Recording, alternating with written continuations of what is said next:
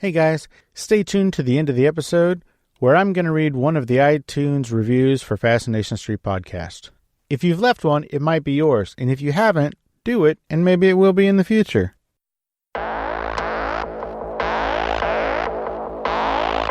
I believe that everybody has a story, and I'm fascinated to hear them. So come with me as we take a walk down Fascination Street.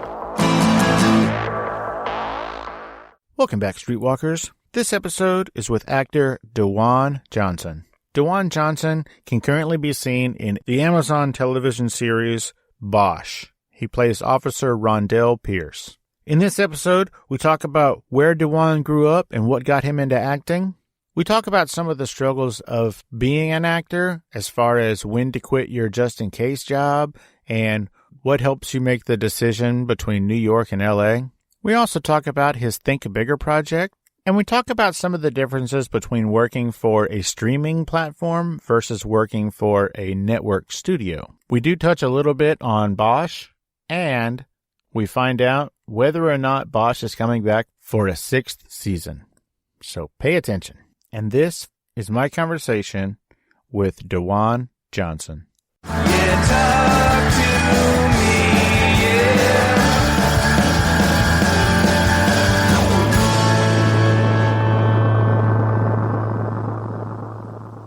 Welcome to Fascination Street Podcast, DaJuan Johnson. How you doing today, DaJuan? I'm doing fantastic. Thanks for having me, man. It is absolutely my pleasure. So just a little bit of a history for those listening about how this came together. I was posting the episode with guest Jay Pennington. I was posting it on his Facebook page, and I happened to see on Jay's Facebook page that he had a message from DaJuan Johnson, and I saw DaJuan's face, and I went, holy shit, that's that dude from Bosch. I love that show. And so I reached out to DaJuan, and believe it or not, DaJuan is such a nice guy. He was in another country when I reached out to him, and he actually moved things around, and it was this whole weird chess game and stumbles and hurdles and hoops, and DaJuan made this happen today. So thank you so much, DaJuan. I really, really appreciate that, man. No, I appreciate it too. I appreciate you being flexible with your schedule. And, you know, I know this sounds weird, but I'm still like that little kid who grew up in Miami, Florida, in Kendall, in a little town. And it's kind of like Christmas every day to me that people want to talk to me. I'm just that kid from Florida, you know, that people want to talk to. And so when I get requests like this, I try to make them happen. Well, just so you know, if you didn't feel like that little kid in Florida, people probably wouldn't want to talk to you because you'd be a dick. Well, luckily I'm not then. Right. All right. Well, DaJuan, tell us about where you grew up. Yeah, I grew up in this little, it's not little anymore, it's huge, but I guess call it town, city in Miami called Kendall, Florida. And it was kind of like on the west side of Miami, if you will. And I loved it. I grew up in 100-degree weather. Humidity was crazy. And I didn't know anything different because it was just always hot year round. And we were just always sweating. And, you know, before I came out west and learned about dry heat. So I went to school at University of Florida for college, and that's where it's where I got, well, I'll back up. When I was in 8th grade, I did my first play, The Wizard of Oz, as a scarecrow. And that's when I guess the acting bug bit me. Went on to college, and I was going to be a lawyer because my mom was like, that's more practical to be a lawyer. Anyway, I still snuck and did a lot of theater, and came out with a English degree and a theater degree, which, you know, basically my mom was like, you can do nothing with those degrees out of school. So I finished that up. And then you would think I came straight out to LA, but I spent 2 years at Colorado State University working in higher education, student affairs, getting my master's degree. And then I finally came out to Los Angeles. Woo! So what did your parents do? My mother is in the medical field. She's a nurse practitioner, but she's like, how do I say this? She is a forever student because she believes in always learning. So she's been back to school for all of my life, my entire life. And she has working on her second doctorate degree, her ED, has 2 master's degrees, one in business, one in nursing.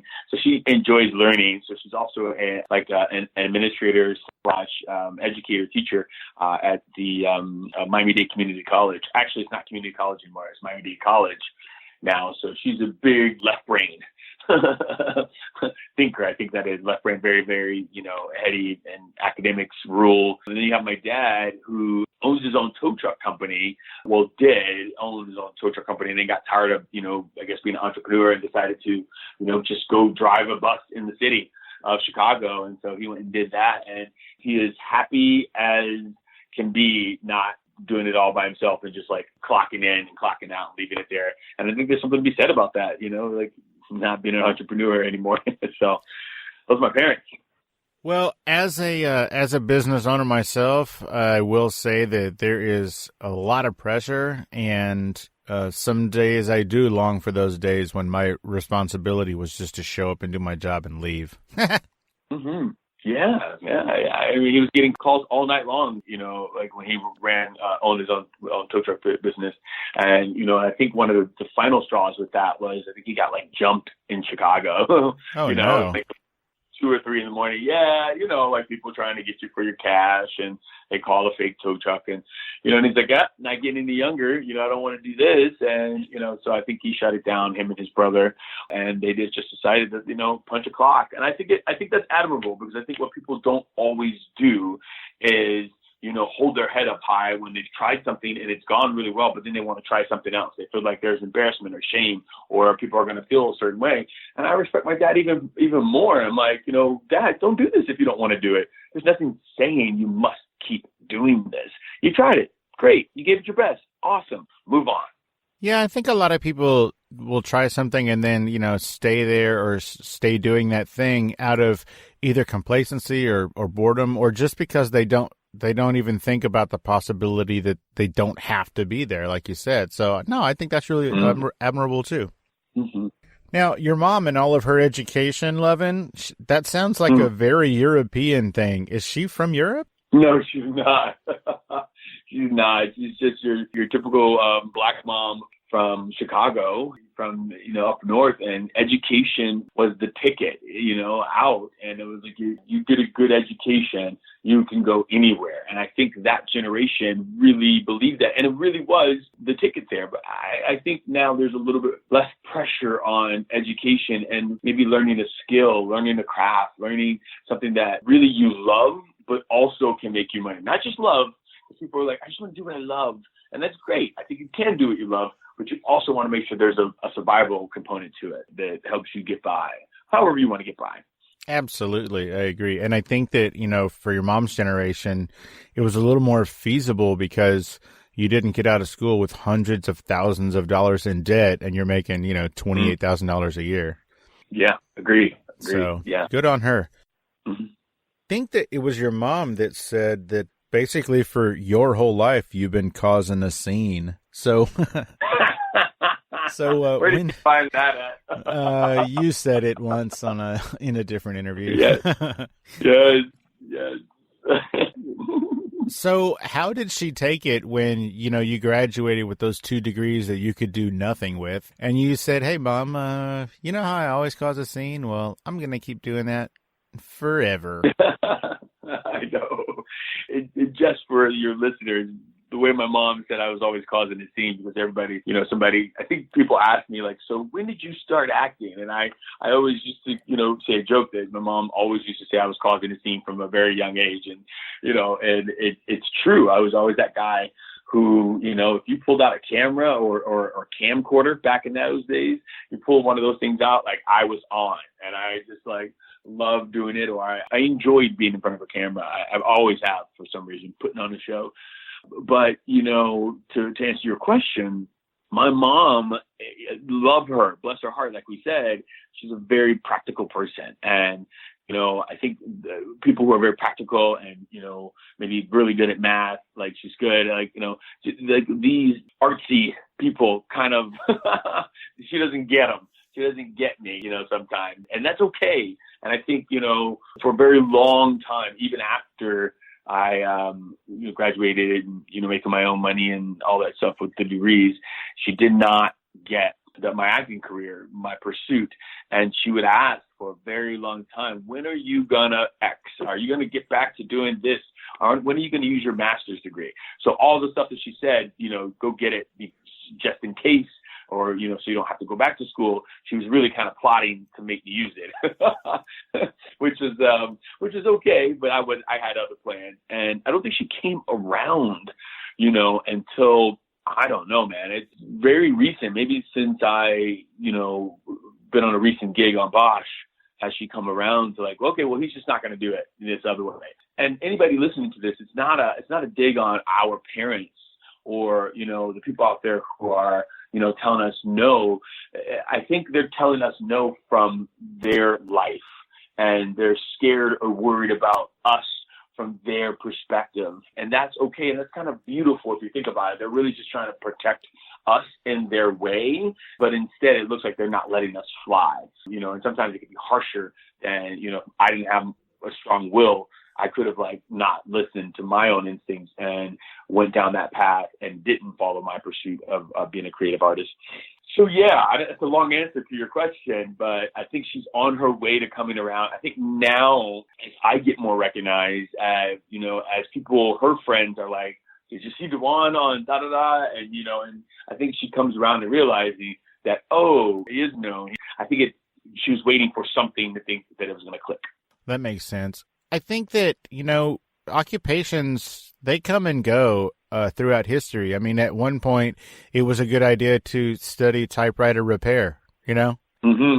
Probably not such a viable opportunity these days, but, things come and things go. And, like you said, with her generation and previous generations, acting was such a small group of people. And, she grew up in the Midwest, Chicago area, and there was really only, Hollywood and New York, and I mean, back then. And I just don't think that, in her area at that time, that was even considered a possibility. And so, when you grow up and that's what you want to do, she's like, what? That's a thing?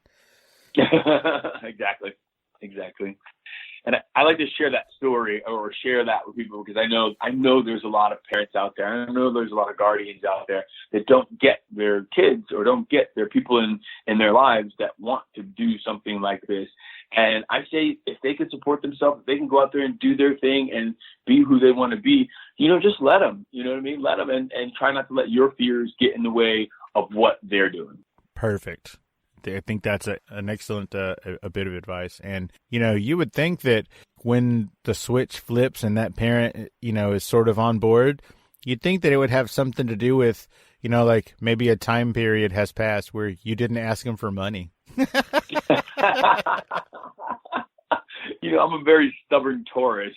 And so I haven't asked my mom for money since I've been out of college at 18. I think I asked her one time to help me with rent closer when I was I don't know, maybe 22, 23, because I was in between jobs. And just all of the conversation that had to go along with it, I was like, we're good. I'll get it.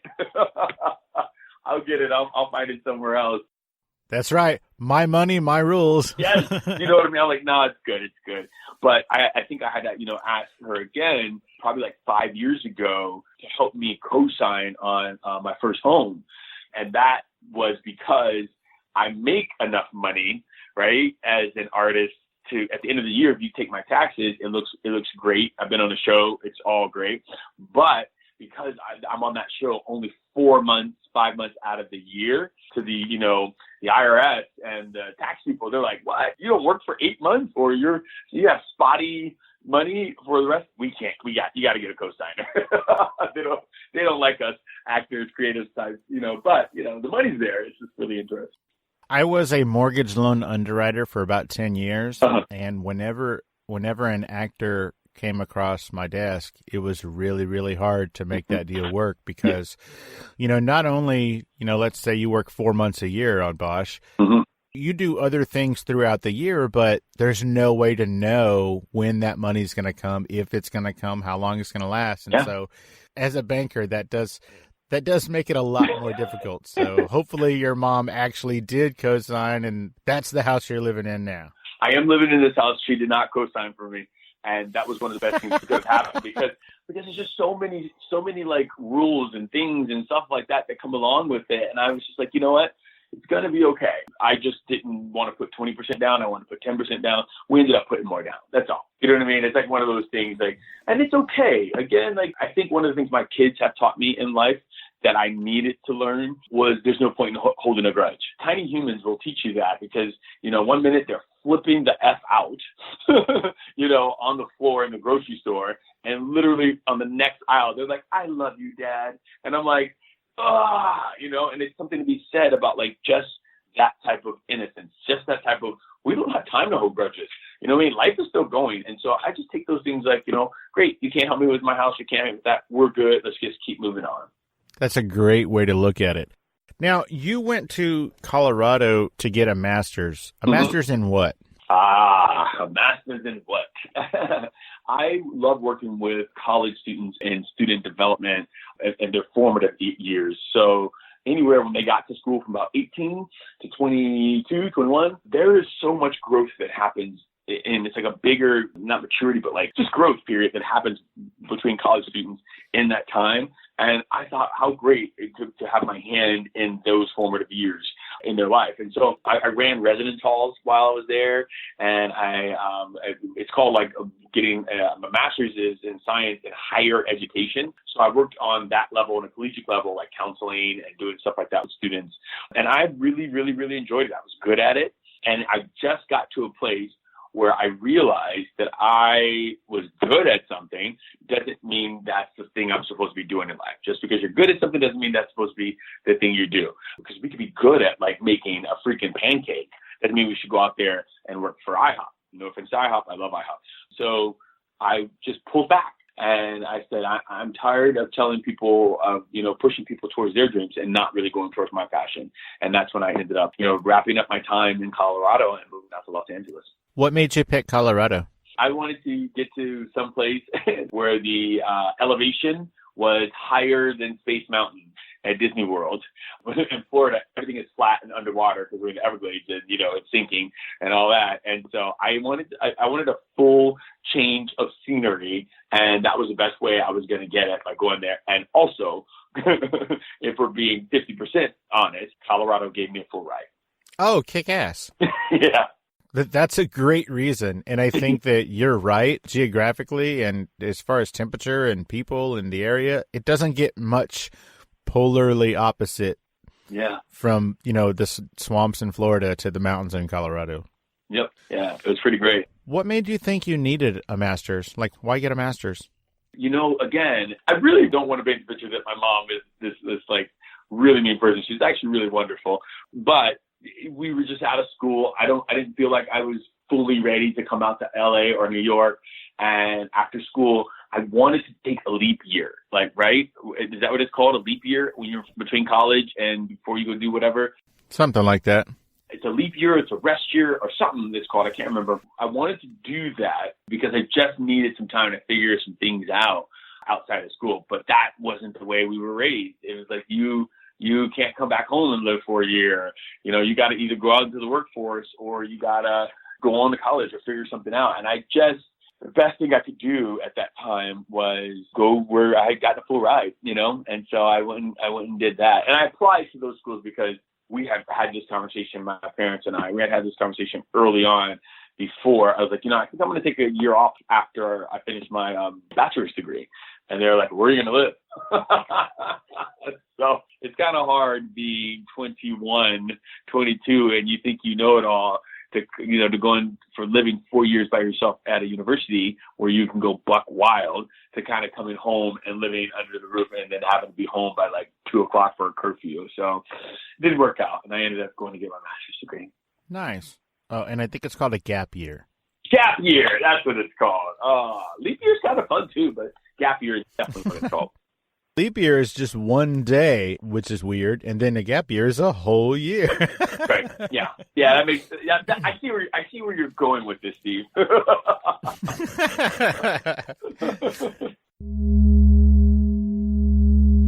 Hey, Streetwalkers, here's a word from our sponsors. Let's get back into it.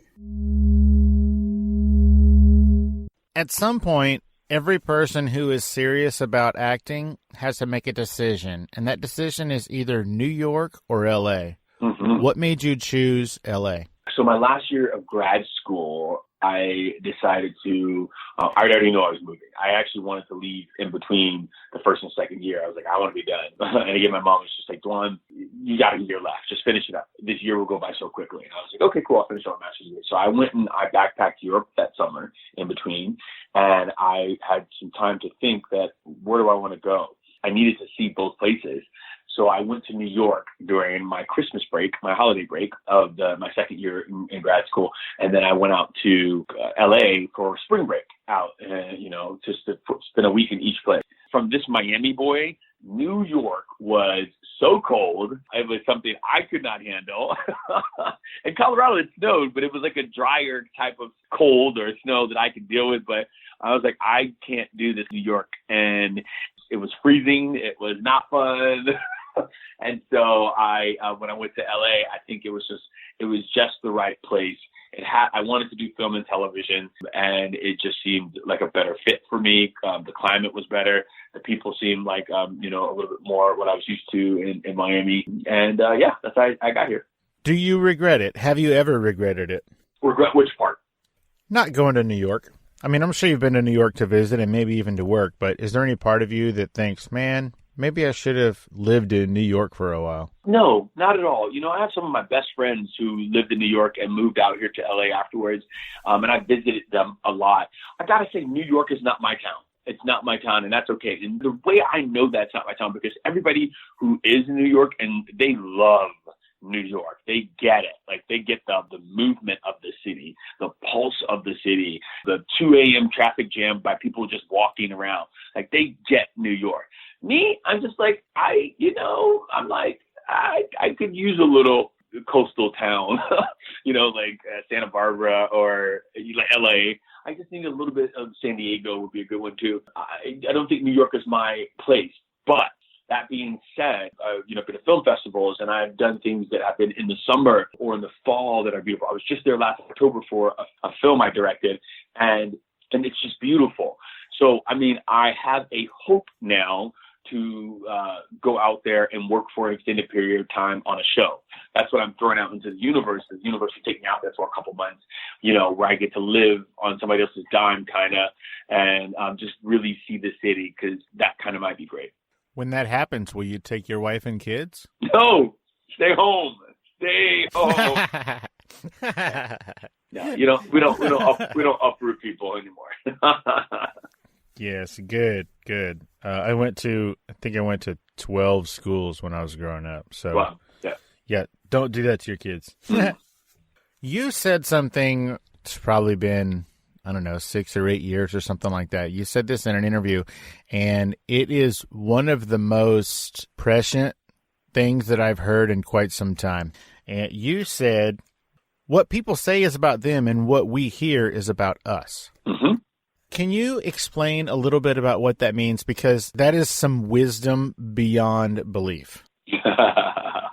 It's one of those things that I got that and learned that from life coaching, right? From getting my certification from being a life coach. And this is kind of like what I was saying a little bit earlier, great tie-in, Steve, to my mother. And all the stuff that she was saying was really about her, right? About her fears, about, don't go out there and do this. It's not going to, it's not going to happen for you. People who chase their dreams maybe don't get for. That's really about her world or her lens that she has seen and experienced. Right. And so that is very important for people to know when people are yelling at you, or people are putting you down, or when people are just not showing up maybe the way you had imagined they would show up, that is their life. That's their lens. And that is A-okay. Now, what happens is what we hear is about us. Right. So I can hear what my mom was saying was, she's right. I actually don't have the courage or the chutzpah to go out there and do this by myself. I actually don't think I'm good enough to make it. That's stuff that I could hear, right? That I hear. And that's all about me and my feelings that are inside and all the stuff that's going on inside of my brain. That's about me. Now, what I heard was, oh, that sucks. I'm still going to go do it, right? So what that says about me is I still had determination. I still had will to want to go out here and pursue my dreams. So that's why it's like what you're hearing, what I'm hearing is, oh, that sucks. That's about you. I'm going to still go out and do me, right? And so it's a very powerful tool in the sense of really just stepping back and not taking anything personal. Right? And not taking anything personal, but taking it a step further and checking what you think you are hearing, right? And just as an example, Steve, I could say to you, man, I love you. I think you're great. What you might hear is, this guy's a crock of shit. You know what I'm sorry, I don't know if I can curse. Please. You might hear me and think, this guy's a crock of shit. He says this to everybody. But what I could have really meant was, I genuinely just love you. Does that kind of make sense? It does, absolutely. And I think that phrasing, that mindset, that can be applied to just about everything. I mean, if I tell you that, you don't look good in that dress, you might hear, oh, Steve says I'm fat. Well, that's about you. You might think you're fat, but that's not what I said. I'd say you didn't look good in that dress. And, then that's just, on a small ridiculous scale, but it could be applied to many things. Yes. Getting into the acting business is hard. If that was some advice that somebody gave you, they might mean exactly what they said. It's not easy, but what you might hear is, it's not even worth trying. You're never going to do it. Yep.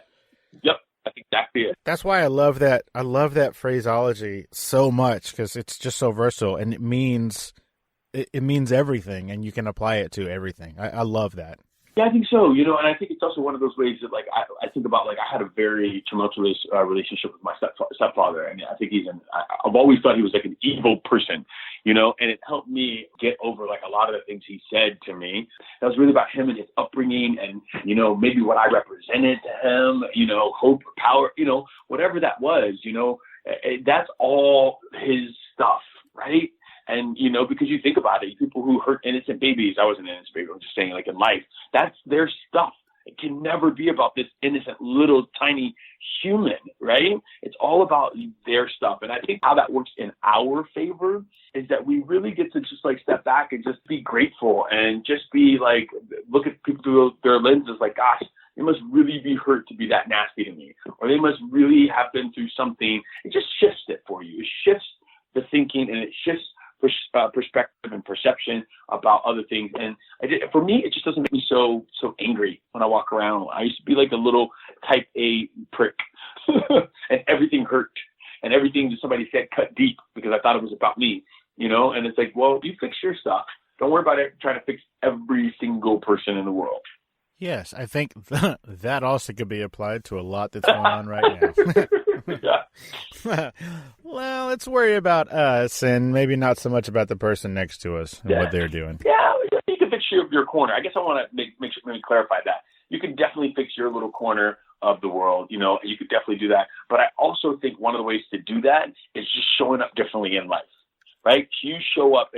People think that they can change somebody else. I think we know right now in the world, it's hard to change anybody else and change anybody else's opinion. But just you working on yourself and showing up differently in your circle, in your group, in your relationship, in your marriage, if you show up differently in those places, people are going to change. People are going to take note, or they're going to leave, or it's going to be contention. It's going to move. The energy will shift.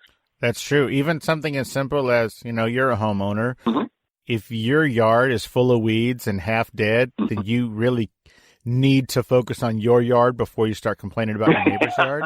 And if you get your yard looking tight, you might not even have to say anything to your neighbor because they're going to be like, oh, well, shit, his yard looks so much better than mine. I should probably do something about that. Yep, that's exactly right.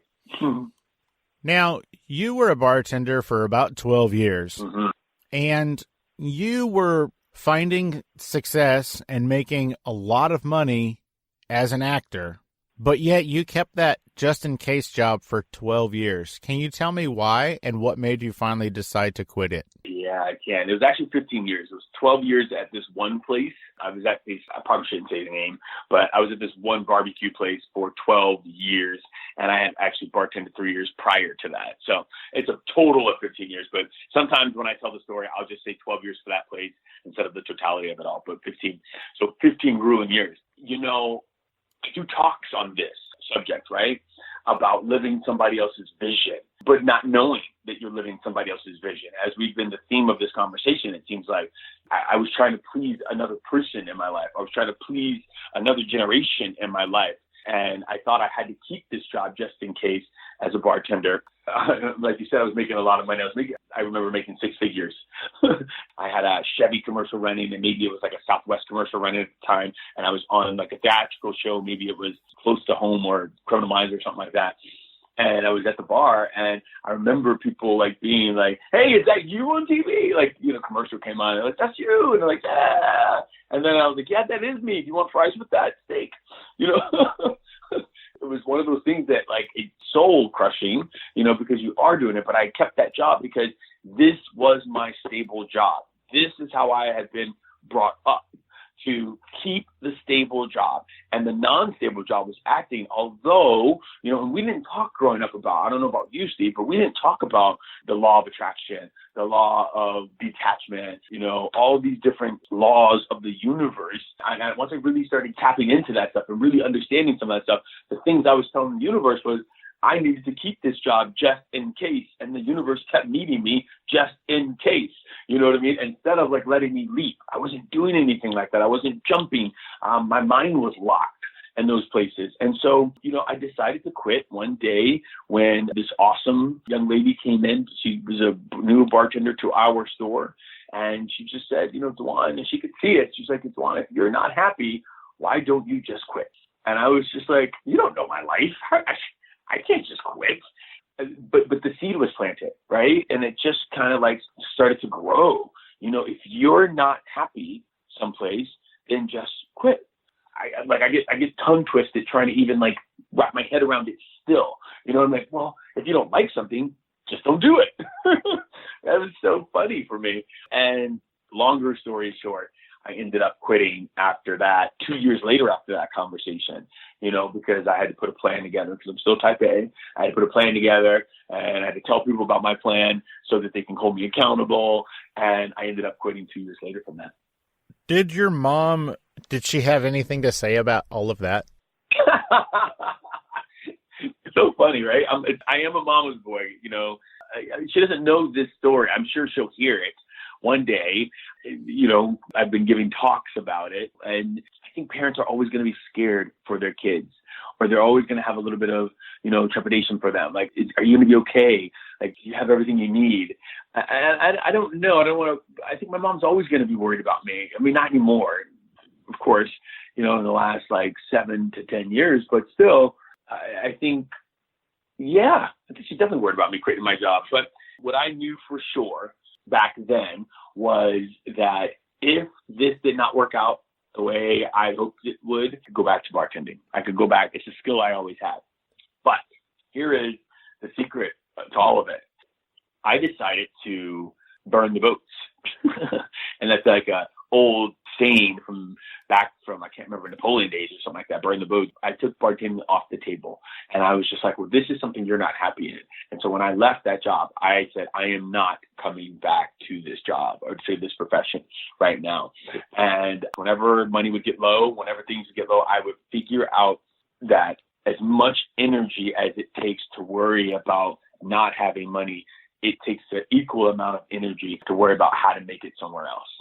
And I knew I didn't want to make it in that field. And so I just took it off the table. And it's funny because my friends would do like odd in jobs as bartenders, like, DaJuan, do you want to bartend? And I was like, no.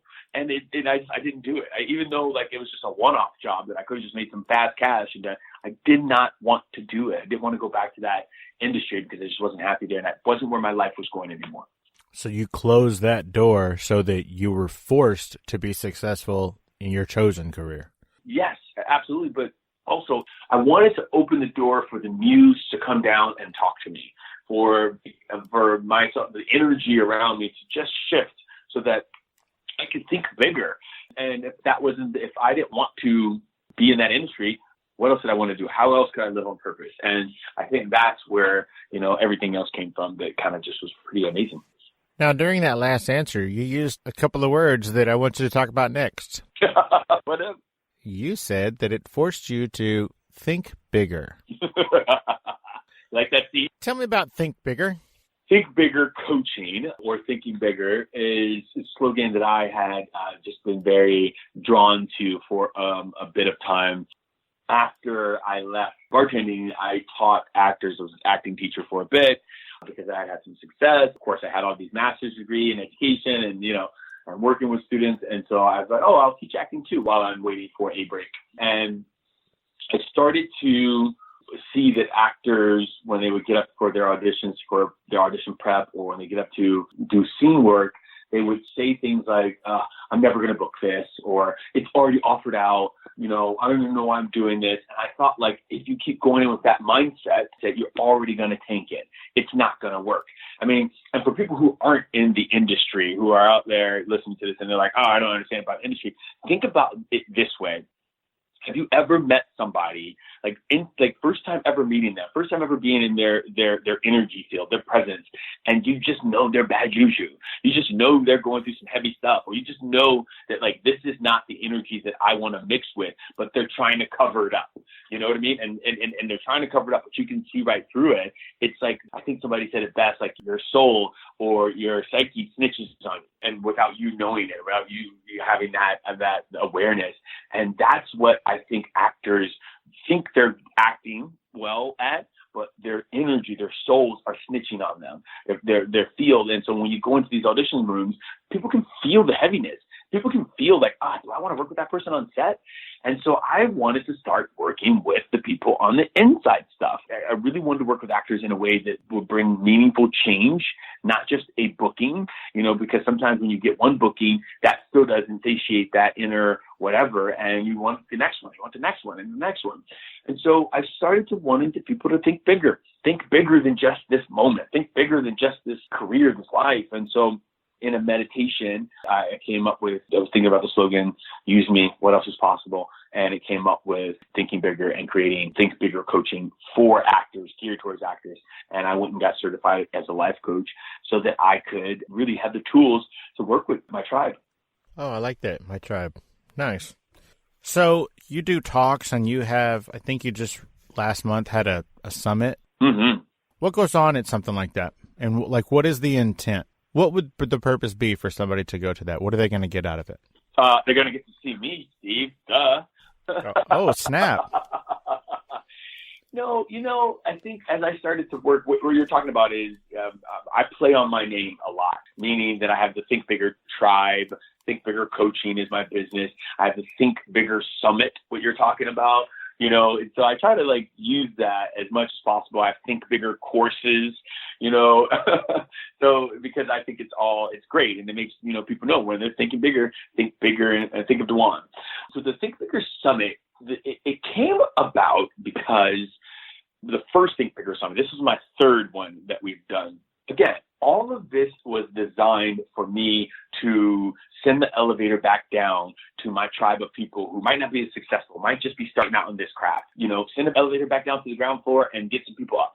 You know what I mean? So they know. I wanted to be that person that I felt like I didn't have when I was coming up. I wanted to talk to a working actor. I wanted to be in the presence of a working actor so I can see what they're doing. Doesn't mean I have to emulate their life to a T, but at least I know that this is possible.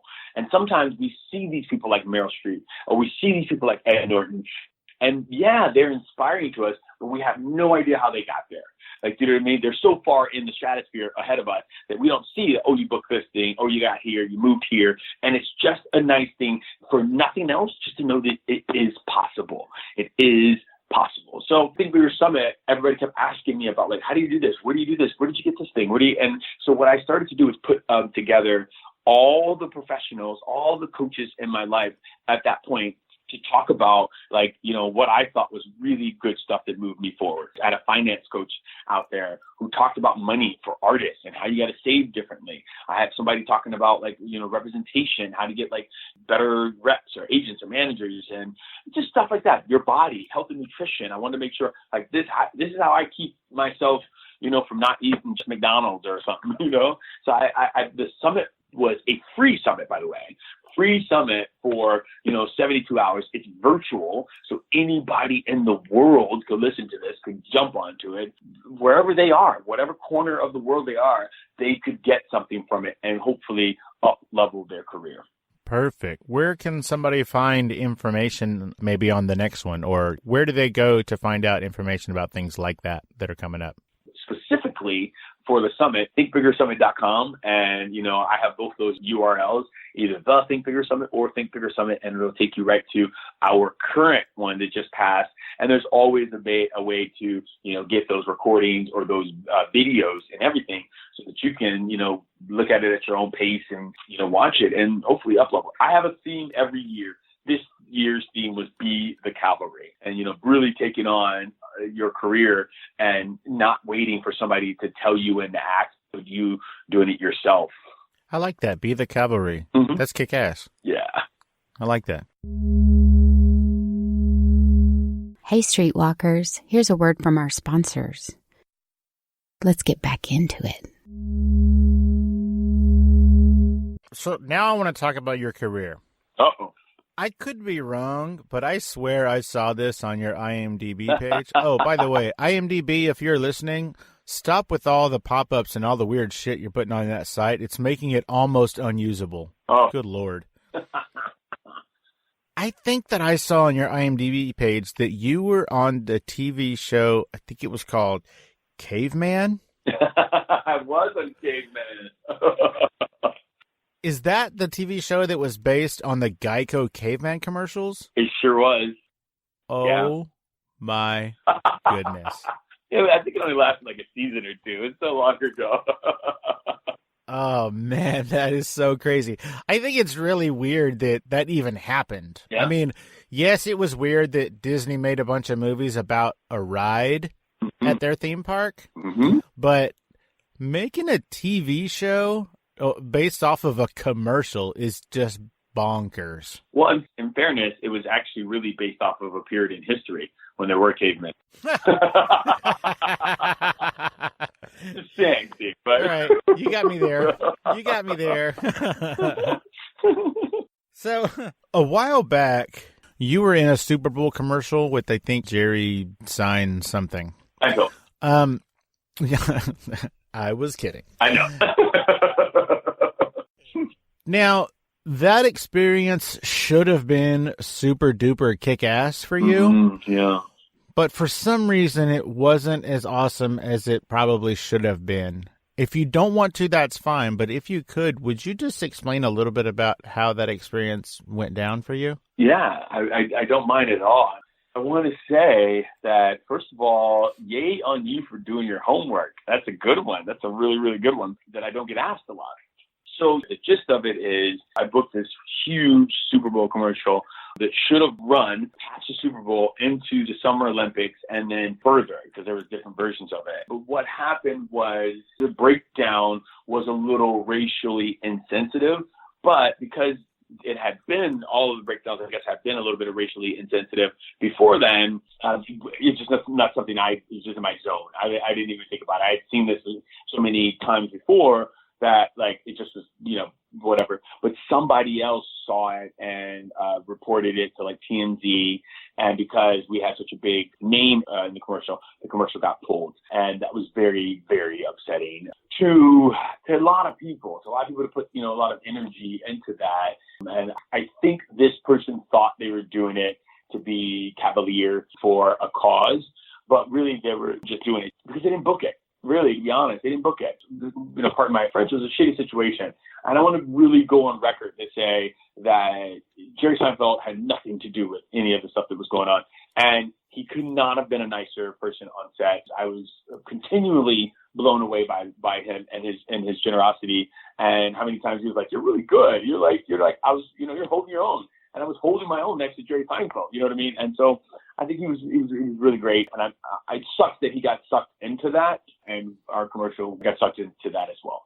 Well, thank you for sharing, and I'm sorry that experience wasn't what it should have been for you. Yeah, I think there's a good side of it, though. The good side of it, it changed our industry to start doing a little bit more respectful, a little bit more sensitive breakdowns so that people don't feel that you're saying they're inappropriate. It was inappropriate. 100%. Now, you have been in a whole bunch of stuff. I'm going to focus on television right now, but you've been in Grey's Anatomy and Agent Carter, and currently you're on Bosch. Now, you were on Suits even. Mm-hmm. So Bosch is a little bit different because it is on a streaming platform rather than an actual television channel. Mm-hmm. It's different in a bunch of ways. One of them is that, all the episodes drop all at the same time. Yeah. But also, I want to know how different it is on set. Can you tell, just from walking on a set, that it is not a regular channel, a network, I guess? Mm-hmm. Can you tell a difference? You absolutely cannot. Streaming platforms are different than probably what we think about them 5 years ago, 10 years ago, even. I would say 7 to 10 years ago. And they are running them exactly like if they were ABC, CBS, whatever it is.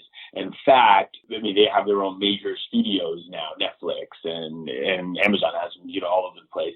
So there is no way or nothing you would ever, there's nothing different. Absolutely nothing different. I think we get away with a little bit more because we are a streaming platform and we can probably say some words that, you can't say on broadcast television. We're a little grittier and a little slower, a slow burn. We're not trying to get 15, 20 million people to watch it in the first week or it's going to be canceled. That part is a little bit different, which is great. Feel free. I do not want any, obviously, numbers or any specifics, but just generally, can you tell me how residuals are different from a network versus a streaming service? Listen, it's the wild, wild west there, right? In the sense of it's new, or maybe that's not a good analogy. It's like when people were moving west for gold, right? They didn't know they were going to find gold. They didn't know what was going to happen. They just were all going out there to try to, strike gold. I think that is a perfect analogy for streaming, and it is gold. It is where our people are going, but our union is still catching up to that. And respectfully, any actor will tell you that residuals on a streaming platforms are non-existent or are non-existent to very low compared to like if we're doing something on television or maybe a film or even cable. You have a whole different pay scale with those things. And so, I'll say some things that I did like 10 years ago, like maybe 12, 13 years ago, like CSI, regular CSI, I get bigger residual checks sometimes from stuff I'm doing more currently. I'll just put it that way. Okay. Well, since the residual game is wildly different, does the day rate or the pay scale, is it higher because there is not much of a back end or no? No, it's not. It's not at all. Nice. You're a lucky dog. I am a lucky dog. And I think it's a good question to ask, because I think what a lot of people maybe who are not in the industry, what they think of is actors are all getting paid what Brad Pitt is getting paid. Actors are all getting paid right. what Patricia Heaton are getting paid. And that's just not the right. case. Listen, I'm going to say what we do, we make great money at, right? When we get the chance to do it. But not every actor, one, is getting the chance to do it regularly. And not many actors are getting to make this, the type of money. But the middle-class actor, if that's even a thing, I can say it's such a buzzword now, saying middle-class anything, right? But the middle-class actor, you're surviving off of your residuals. You're surviving off of that stuff because it's just what you're doing. You just have to also take into consideration, again, don't cry for me, Argentina. I'm on a show. But since you asked this question, you have to take into consideration that people are like, oh, but actors are making, let's just say, $100,000, right, for an episode. You're like, that's insane money. But like what we're doing in the grand scheme of things about what that studio or that network is making off of that episode as well, it's a coin drop. Right? It's a coin drop. So we're making a disproportionate, smaller a bit than, that studio is making. If we're making $100,000 off of that show, you better believe that studio is probably going to make at some point almost like $500 million, off of that episode in foreign territories, blah, blah, you know what I mean? Of course, guys, if you're listening to this, do not quote me on the numbers. Right. Well, as far as the numbers go, I would like to point out for those listening that let's use your example and say that, an actor makes $100,000 for an episode. Well, first of all, he gives 10% to his manager, 10% to his agent. That leaves him with 80. Then he's got to pay taxes on that. And if he lives in California, it's about 50%. So he's really only making about 40 grand. It's so true. Thank you for breaking it down. I didn't get into like that, but I think it's important to just know those things because, again, I'm not sitting here thinking about well, that doctor makes this much money, so they need to give me, or they need to shut up. No, it's disproportionate. It's proportionate, not disproportionate. It's proportionate to, what we're actually doing and really the revenue that we're also helping make it's all a collective thing here that we're doing. It's not just the actors, it could be everybody. But there's a reason actors are still living in one-bedroom apartments while the producers, the writers, the studio execs and stuff like that are living on top of in the hills, And so I think, share the pie. The only reason I mentioned that and sort of broke it down was because, like you said, people who aren't in the industry think that if they recognize your face at all, you must be worth millions. And even if you got paid millions, you're not necessarily worth millions because of everything you have to pay out of it. And so I think that sometimes people get confused about, how is that star broke? Or, how is that star having money troubles? Because, they just read in the trades or whatever that person made X amount of dollars to do this thing, but they don't really consider all the other stuff that they have to pay out of it before they even get paid themselves. Yeah, good call. Finally, I want to talk about Bosch. The reason we were talking about Amazon is because DaJuan is it a series regular, a co-star? What are you? I'm a top of show recurring guest star, so I'm basically one of the regulars, definitely. And I do 10 out of 10 episodes on that, but they only have 5, the main 5 people who are the series regulars. Gotcha. So that show has 5 seasons completed, and I hear word on the street is y'all are currently filming the 6th season. Is that correct? Ooh, where do you get your information? Is it my Twitter? I was actually talking to Hieronymus Bosch himself. No, I was not. Yeah, it was from your Twitter. All right. Yes, that's awesome. Yes, we are currently filming season 6. I'm working tomorrow. That's kick-ass. Now, I will tell you that I have not even started season 5, but I have a good excuse. What's that? My wife used to have a job where she traveled Monday through Friday. And so she was really home on the weekends only. And now she has a new job where she's home every day, which is super awesome. And so now she said, hey, I remember that a while back you watched The Wire without me. Can we watch that together? And I was like, absolutely. So we're in the middle of binging The Wire. And I think it's really cool because, it's been 12 years since I watched The Wire, something like that, a long time. And at the time I was watching The Wire, I didn't know any of those actors. Yeah. But now, we just started season 3 a couple of days ago, and your buddy, J. Edgar, is on it. I mean, I knew that Chief Irving from Bosch was on there, Lance Reddick, but I totally forgot that J. Edgar was also on that show. Yeah, you're going to see a lot of people that are on Bosch that are on The Wire. We're on The Wire as well because our executive producer was the executive producer on that show. And who is it? Is it Pelicanos or Simon? Or neither? Neither. We have Eric Overmeyer. Oh, okay. Well, that makes 100% sense. Yeah. He brought the people over. You work well, you work well. So, and this is a rarity in 2019, Bosch is filmed in Los Angeles. It is filmed in Los Angeles. Because Michael Conley, he's not from here because we went to the same college, but the LA is a big part of the storyline, right? And so it's a character. It's a character in our story, and so we can't go to Vegas and pretend it's LA. We just have to stay here.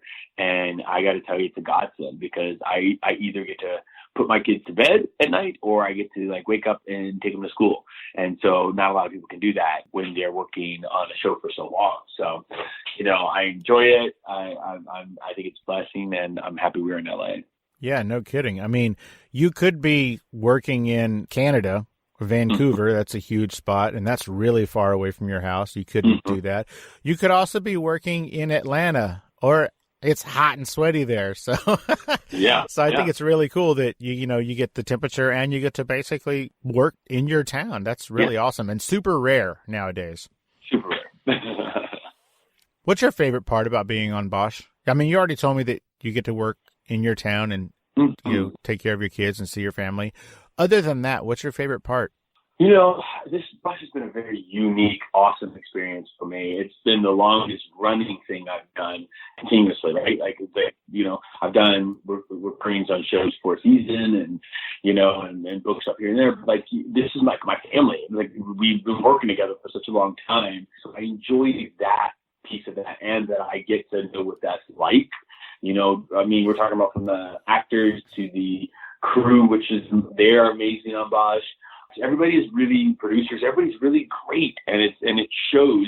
And I think it's to have a leader like Titus, who plays Bosch. If you guys don't know, he's just so giving, and he kind of just shows you how to be a gracious working actor. And I think that's very important for a lot of us coming up, a lot of us who are watching. And I think he does that really well. On the craft side of things, I think it's amazing that, Pierce is this guy who was only supposed to be in the pilot. I was only supposed to be in the pilot of Bosch, a one-off, a day player. And here we are, 6 seasons later. I'm an integral part of the world, and that's a testament to the people behind the camera, the people who are writing, my craft, my work that I'm bringing up, and I really love it. And I get to be the moral compass of the show. I mean, how many people can say that? Well, I think that you should maybe pat yourself on the back a little bit more about, basically, it was your effort and your work that turned your character from just the pilot to basically a series regular. Just as a footnote, did you ever watch Mad Men? I didn't watch Mad Men. Well, one of the characters who ended up being one of the probably the 7th lead or 6th lead or something for the duration of the entire show. Mm-hmm. He was supposed to commit suicide in the first episode. Mm-hmm. But everybody loved him so much that they rewrote that character, and he lasted for the entire series. Mm-hmm. Also, Jesse Pinkman was supposed to die in the pilot of Breaking Bad. Mm-hmm. And, they did all those seasons, and the movie's about to come out. Yeah. And the producers and the writers have said specifically in both of those instances that it was the work that the actor brought to the character that made him not hit the delete button. So kudos to you for bringing all of that warmth and that humanity to Rondell Pierce. Thank you. Now, I'm going to ask you for one favor before I let you go. Okay, let's hear it. I don't imagine that you would ever have an opportunity or a reason to be on set with the woman who plays Chief Irving's secretary. Her name is Joni Boville. Yeah. Mm-hmm. But in the event that you do find yourself near her, she is a previous guest of this show, and she is a remarkably charming young lady. And she has one of the most remarkable stories that I've heard coming out of Hollywood. She is literally the daughter of a sharecropper. Mm-hmm. That doesn't get said anymore by anybody. Yeah. I believe she's like the youngest of 10 children or something like that, and she's the daughter of a sharecropper growing up in Mississippi. So, like I said, she's a remarkable young lady, and just because of your character and her character, I don't really see you two ever being on set together. Yeah. But if you run across her, make sure you strike up a conversation about that. She is fascinating. Yeah. So, can you tell everybody where they can find you on social media? Thank you. Everything is at DaJuan Johnson. So if it's on Twitter, it's at DaJuan Johnson. If you're looking for me on Instagram, it's at DaJuan Johnson. Facebook, of course, is I think it's DaJuan Johnson TV or something like that. Or just DaJuan Johnson. If you look it up, I'm there. And I love interacting with people again because it was like when I was running an Emmy campaign and for Grey's Anatomy, which was super awesome. Like a lot of the people that were responding to me, there was a lot. I just sat down and I hunkered down, whether they got a like or an emoji or a message back. I just think like, gosh, this little kid inside of me from Kendall is just like eating this up. I'm like, what's up? What's good? And I just think it's great that people take time out of their insanely busy days to reach out to me. You were nominated for an Emmy, right? I was nominated for a digital series I did, yes, that I was the lead in.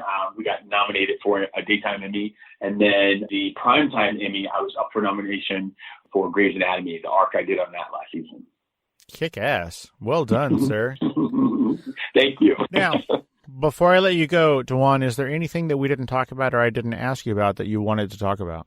I'm just going to be honest. We didn't talk about like 99% of my life. You know what I mean? But right? I'll just have to get an Oscar and come back, and talk to you. We do not need hardware to have you back, my friend. Good. Thank you so much for having me. I think we covered it. Awesome. Well, without any further ado, man, thank you so much for taking the time out of your busy day and for, jumping through the hoops and over the hurdles to make this thing happen, man. I really appreciate you, letting us get to know you a little bit better on Fascination Street. Thank you, sir, for having me. You have a great rest of your day. You too. Bye. This is an iTunes review for Fascination Street Podcast.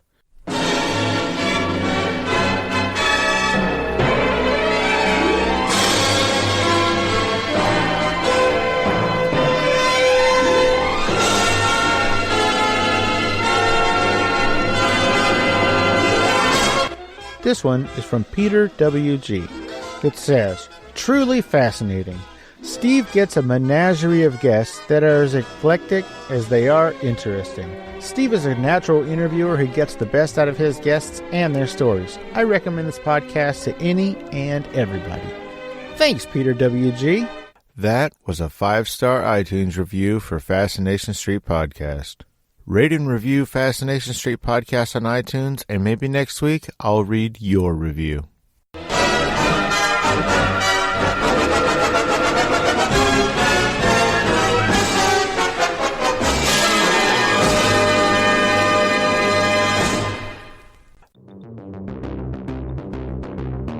As always, thanks for listening, Streetwalkers. And don't forget, follow the show on Twitter at FascinationSTPD, on Instagram at Fascination Street Pod. Follow the podcast page on Facebook at Fascination Street Podcast. And of course, you can always email me at fascinationstreetpod@gmail.com. And if you haven't already, don't forget to hit the like and subscribe button and rate us on iTunes.